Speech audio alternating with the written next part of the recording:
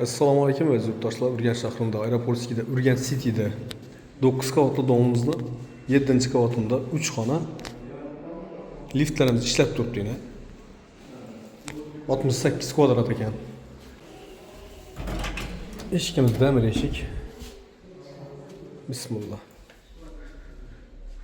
Garaj prixojimiz. O'ng qo'limizda sanuzel ekan. Kafeldan chiqqan, umaylik qo'yilgan, rasimiz ham kafel, suv, gaz, svetlardan muammo yo'q.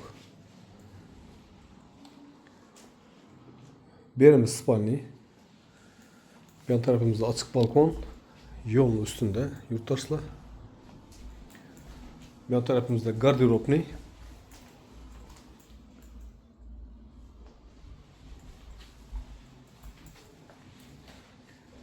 Uzun koridor, bu yan tarafımızda zal.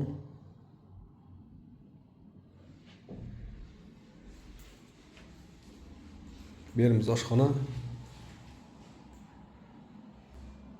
Gaz shotchik qo'yilgan, fartuqlar qilingan. Oyoq temiz 100% laminat. Bu yan tarafımızda yana bir xonasi bor. 3 xona 68 kvadrat. Yurtdoshlar bahosini ekranda yozib o'tamiz. Kimga qiziq bo'lsa, ekranda ko'rsatilgan nomerlarga chiqaverasizlar. Sog' omon bo'linglar, ishlaringiz davom etsin.